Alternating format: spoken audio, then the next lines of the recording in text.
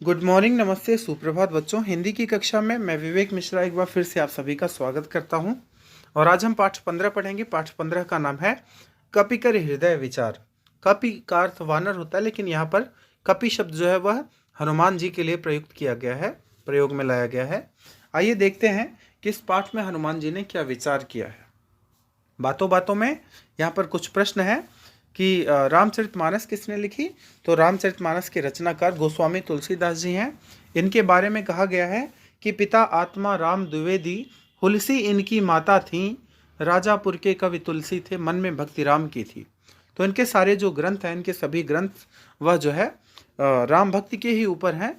इसमें कौन कौन से कांड हैं? तो इसमें जो है सबसे पहले बाल कांड, अयोध्या कांड, इसके बाद अरण्य कांड, फिर किष्किंधा कांड, किष्किंधा कांड के बाद सुंदर कांड, और फिर लंका कांड, और आखिरी में उत्तर कांड। तो इस तरह से 7 कांड हैं। सच्चा मित्र किसे कहेंगे? तो जो विपत्ति के समय में आपके साथ में खड़ा हो, जो आपके सुख दुख में आपके साथ हो, उसे ही आप सच्चा मित्र कहेंगे। आइए देखते हैं इस पाठ में क्या बताया गया है। यह प्रसंग तुलसीदासकृत रामचरितमानस के सुंदर कांड से लिया गया है।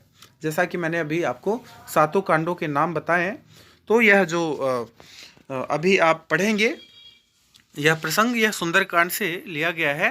हनुमान सीता जी की खोज में अशोक वाटिका पहुँचे। वहाँ उन्होंने सीता जी को अशोक विह्वल देखा। सीता जी को जो है शोक विह्वल देखा, शोक में डूबा हुआ देखा। शोक विह्वल सीता जी को देखा। एक घने पेड़ पर बैठकर श्री राम द्वारा दी गई मुद्रिका, श्री राम जी ने जो उन्हें अंगूठी दी थी, श्री राम द्वारा दी मुद्रिका सीता जी के सम्मुख गिराई, उनके सामने गिराई, और राम का वृत्तांत गाने लगे। भगवान श्री राम की कथा वह गाने लगे।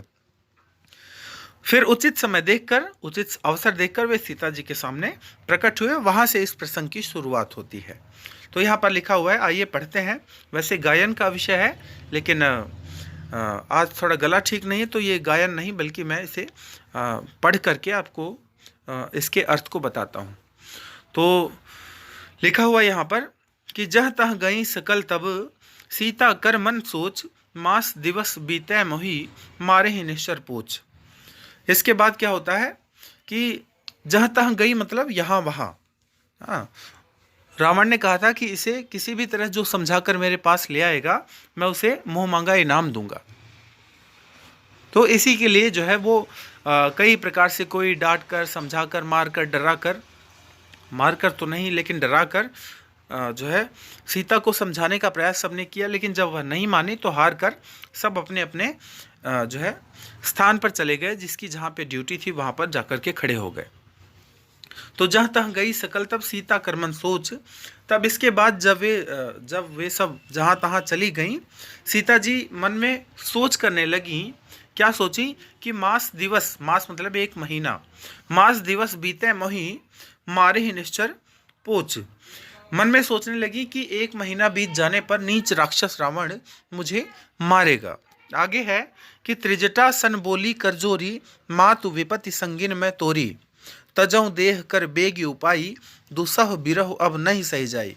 सीता जी ने हाथ जोड़कर त्रिजटा से कहा। त्रिजटा सन, त्रिजटा नाम राक्षसी एका, राम चरण रति निपुण विवेका। त्रिजटा जो थी वो राक्षसों में एक श्री राम जी की भक्त भी थी। तो वो हाथ जोड़ करके त्रिजटा से कहती हैं, त्रिजटा सन बोली करजोरी, करजोरी मतलब हाथ जोड़ करके। तो त्रिजटा सन बोली करजोरी, मातु विपत्ति संगिन में तोरी। सीता जी हाथ जोड़कर त्रिजटा से बोली, हे माता, तू मेरी विपत्ति की संगिनी है, जल्दी ही कोई ऐसा उपाय कर जिससे मैं शरीर छोड़ सकूं। विरह असह्य हो चला है, अब यह सहा नहीं जाता, दुसह विरह अब नहीं सही जाई। फिर क्या कहती हैं कि आनी काठ रचु चिता बनाई, मातु अनल पुनि देहि लगाई, सत्य करहि मम प्रीति सयानी, सुनय को श्रवण शूल मम बानी। काठ लाकर, लकड़ी लाकर चिता सजा दो हे माता, फिर उसमें आग लगा दो। हे सयानी, तू मेरी प्रीति को सत्य कर दे। रावण की शूल के समान दुख देने वाली वाणी कानों से कौन सुने, ऐसा माता सीता कहती हैं। तो आगे क्या कहती हैं त्रिजटा कि सुनत बचन पद सुनत बचन पद गह समुझाएसी, प्रभु प्रताप बल सुजस सुनाएसी, निश न अनल मिल सुन सुकुमारी, अस कही सो निज भवन सिधारी। सीता जी के वचन सुनकर त्रिजटा ने चरण पकड़कर उन्हें समझाया और प्रभु का प्रताप बल और सुयश सुनाया। उसने कहा, हे सुकुमारी सुनो, रात्रि के समय आग नहीं मिलेगी। ऐसा कहकर वह अपने घर चली गई। अस कही सो निज भवन सिधारी, वह अपने घर चली गई। तब कहती हैं सीता जी मन ही मन में कि कह सीता विधि भा प्रतिकूला, मिलहि न पावक मिटहि न शूला, देखियत प्रकट गगन अंगारा, अवनि न आवत एक उतारा। सीता जी मन ही मन कहने लगी, क्या करूं, विधाता भी विपरीत हो गया है, न आग मिलेगी न पीड़ा मिटेगी। आकाश में अंगारे प्रकट दिखाई दे रहे हैं, पर पृथ्वी पर एक भी तारा नहीं आता। फिर है कि पावक मय शशि स्रवत न आगी, मानह मोहि जानि हत भागी, सुनहि बचन मम बिटप अशोका, सत्य नाम करु हर मम शोका। चंद्रमा अग्निमय है, आग की तरह है, किंतु वह भी मानो मुझे हत भागिनी जानकर, मुझे भाग्यहीन मानकर आग नहीं बरसाता। हे अशोक वृक्ष, मेरी विनती सुन, मेरा शोक हर ले और अपना अशोक नाम सत्य कर दे। चूंकि अशोक का मतलब है जिसमें शोक न हो, तो वो कहती हैं कि तू अपने नाम के अनुसार, जैसे तुम्हारा नाम है अशोक, वैसे ही तुम मेरी पीड़ा को हर लो, मेरे जो है दुख को कम कर दो। आगे है, नूतन किसलय अनल समाना, देहि अगिन जन करहि निदाना, देखि परम बिरहा कुल सीता, सोछन कपिहि कलप समवीता। तेरे नए नए कोमल पत्ते अग्नि के समान हैं, अग्नि दे, विरह रोग का अंत मत कर, अर्थात विरह रोग को बढ़ाकर सीमा तक न पहुंचा। सीता जी को विरह से परम व्याकुल देखकर वह क्षण हनुमान जी को कल्प के समान बीता, 100 वर्ष के समान बीत गया। आगे है यहाँ पर कि कपिकर हृदय विचार, यही पाठ का शीर्षक भी है कि कपिकर हृदय विचार, दीन मुद्रिका डारे तब, जनु अशोक अंगार, दीन हर्ष उठ कर गहेऊ। तब हनुमान जी ने हृदय में विचार कर सीता जी के सामने अंगूठी डाल दी, मानो अशोक ने अंगारा दे दिया। यह समझकर सीता जी ने हर्षित होकर उठकर उसे हाथ में ले लिया और हाथ में लेकर के देखा कि तब देखी मुद्रिका मनोहर, राम नाम अंकित अति सुंदर, चकित चितव मुद्री पहचानी, हर्ष विषाद हृदय कुलानी। तब उन्होंने राम नाम से अंकित अत्यंत सुंदर, बहुत सुंदर एवं मनोहर अंगूठी देखी। अंगूठी को पहचान कर सीता जी आश्चर्यचकित होकर उसे देखने लगी और हर्ष तथा विषाद हृदय में अकुला उठी कि अरे अचानक से ये कैसे यहाँ, क्योंकि जीत को सकै अजय रघुराई, माया ते असि रच नहीं जाई, सीता मन विचारी कर नाना, मधुर वचन बोले हनुमाना। वे सोचने लगी श्री रघुनाथ तो सर्वथा अजय हैं, उन्हें कौन जीत सकता है, और माया से ऐसी अंगूठी बनाई नहीं जा सकती। सीता जी मन में अनेक प्रकार से विचार कर रही थीं। इसी समय हनुमान जी मधुर वचन से बोले। क्या कहा?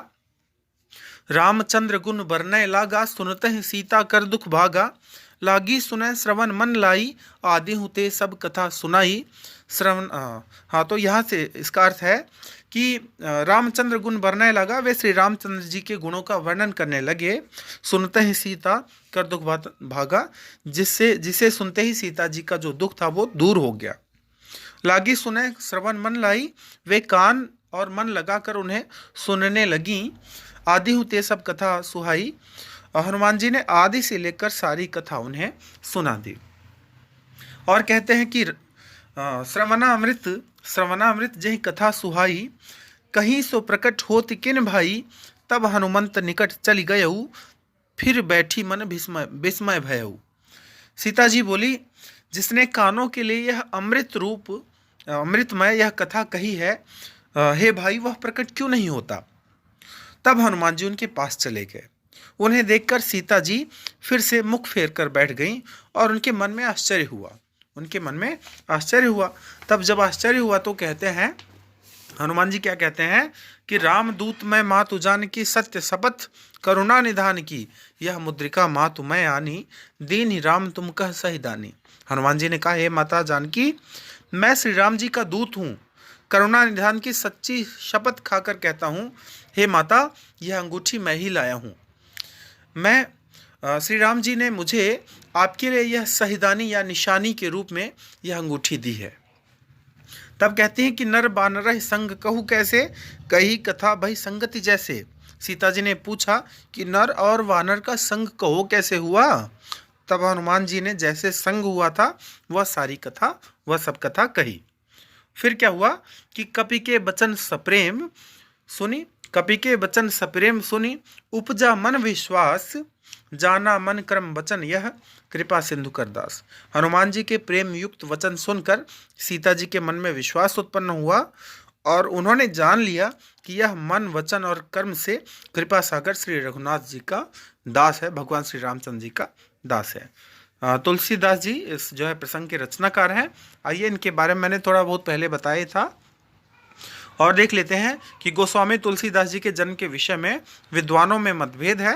अधिकांश विद्वान इनका जीवन काल 1532 से 1623 ईस्वी तक मानते हैं।